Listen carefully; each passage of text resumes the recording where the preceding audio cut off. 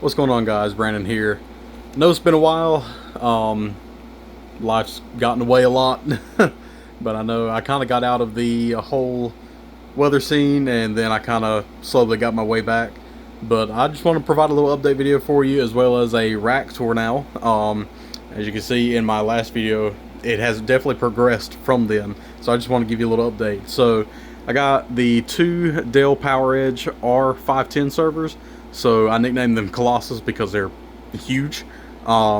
This runs both the online radio station and my home NAS, as well as Plex Media, stuff like that. So both of these servers are being used. This one has about 8-9 terabytes of storage. This one has about 5, and we'll be expanding those soon.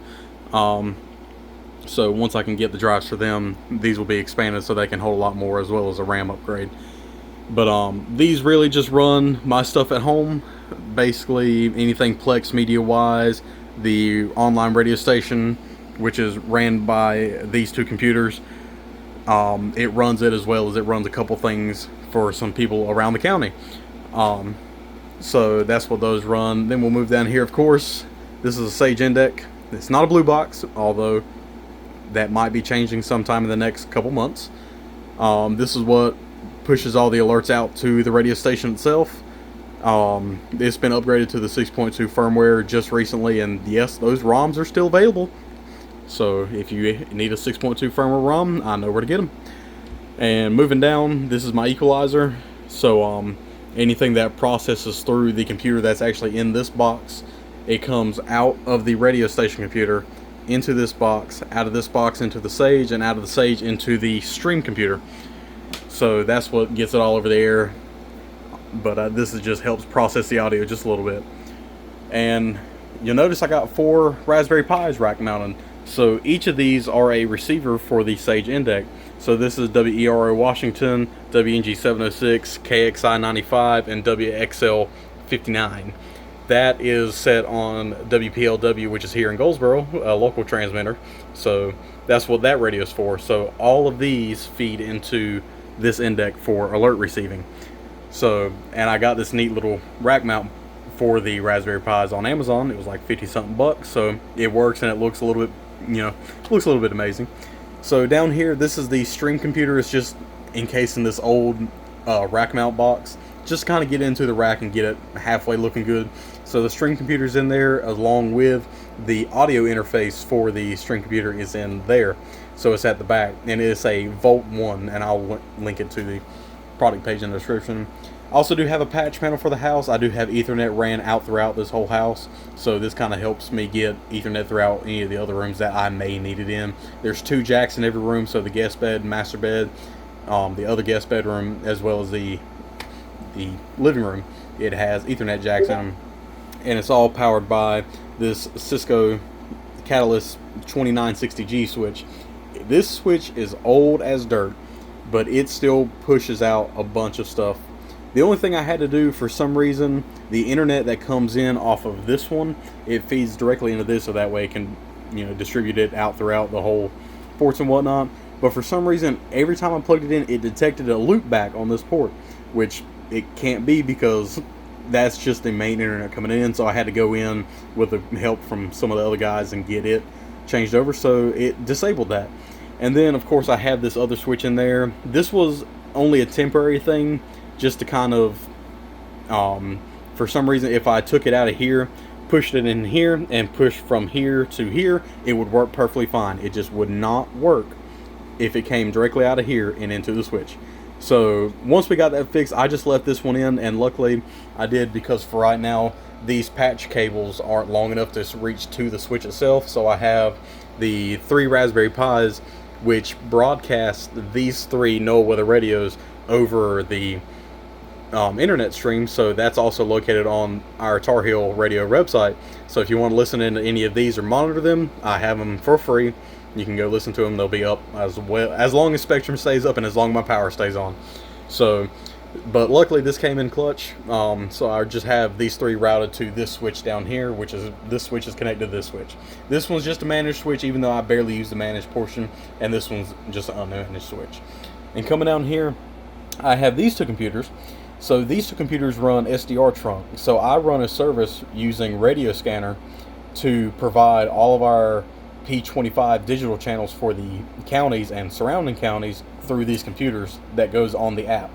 So the people who want to subscribe to it, let's say they're firefighters, EMS, police, whatnot, they can hear their channels as long as they're not encrypted over these computers, and they use little SDR receivers, which goes out to that little antenna up there, and then I have one massive antenna on top of the house to receive it all. And that's what also is all these hooked up to. These are all SDR receivers that are just piped through the house, and I have an antenna on top of the house, and I may be able to attach a photo to it, but it's just the old Discom antenna from Tram, and it works out good. And then that's all I got in the rack. The only thing else is just this power supply unit.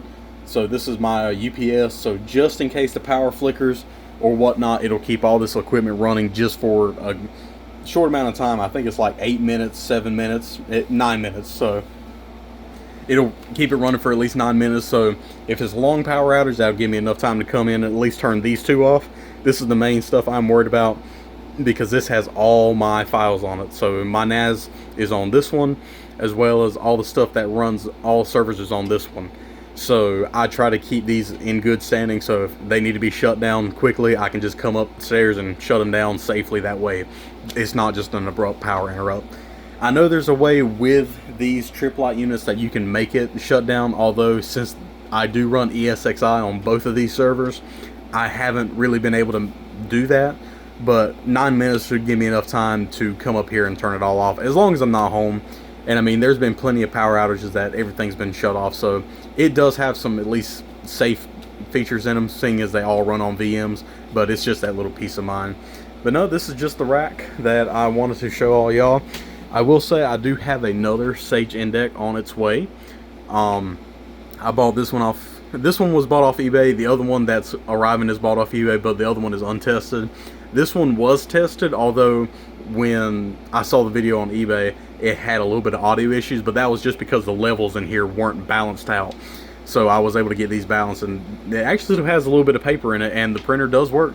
I just never use it because I don't really want to run out of the paper, nor do I really have a use for the printer itself, but I don't want to take it out because I don't want a hole, being there. So I may be able to repurpose that, maybe put a custom plate on it or whatnot. I'm not sure. I may have to kind of look around with that. But I do have another Sage ENDEC unit coming. It's just the old 1822. It's the one with it's the older version with the round speaker hole, not the slotted one like that. So I'll be able to get that in, and it's untested, and I knew I bought it untested, so it could not work, could work, and you never know. So we'll just have to give it a shot. But yeah, that is the rack for right now, and as well as an update. So I do plan on starting to post a little bit more like I used to. I'll be honest, I got out of it for a couple years there, and I had a lot going on in my life, so I just kind of kept it simple for me. But now that I'm having a little bit more time, and I'm kind of getting back into the routine of things, I got back into this stuff, and like I said, gray box for right now, but hopefully within the next 2 or 3 months, it will be replaced by a fabulous blue box. I'm just waiting on some stuff to get right, and once that does, we will go to Pineville, North Carolina, and pick one up, because there's a store about 3 or so hours from where I live that it sells all broadcast equipment, and they have a bunch of them in stock. That's actually who I bought the Sage ENDEC ROM from. So if you need a 6.2 ROM, go to SCMS's website. They're located out of Pineville, North Carolina, and they can still order them.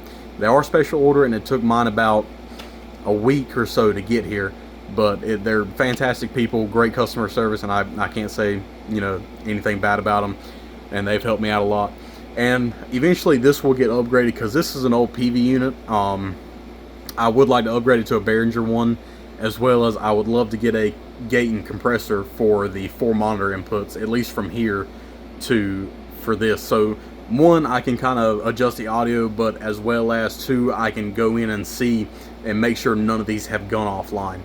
Because I've had that happen where some of them will maybe just freeze up from time to time. It happens, it's computers, and I understand. And I know there's probably a better way I can optimize it, but these is just ran by Raspberry Pi OS, just a 64-bit. These two are Raspberry 4 units, both with 8 gigabytes, and these two are Raspberry Pi 5 units. I will say, if you're looking at a Raspberry Pi, and if you're looking for a setup similar to this, I would get the Raspberry Pi 4s only because they have a built-in audio jack. With the Raspberry Pi 5s, I found that out that I had to buy adapters for them because they do not have built-in audio jacks. So just be aware if you want to do something like that. This is just an old, cheap VHF UHF radio off of Amazon. It's a QIT, but this was going to be used just to monitor no weather radio, but it just found out to be easier to use these, as well as I can just monitor FM radio from that. So I had to do a little modification because it does have a headphone jack out, but it's also a microphone in, and every cable I tried, it keyed it up, and I couldn't stop it from doing that. So what I did is I actually disconnected the internal speaker and soldered two wires that come out the back of the unit. So if you get one of these, just be aware that you might have to do the same thing. But this is what receives WPLW here in Goldsboro, so it feeds it into the ENDEC, and eventually I would love to replace this with another 4 Raspberry Pi rack, as well as the Behringer gate and the Behringer equalizer. That way I can make the audio sound good coming out to the stream. But yeah, this is just an update video, and I hope to be posting more soon, so just stick around for that. See ya.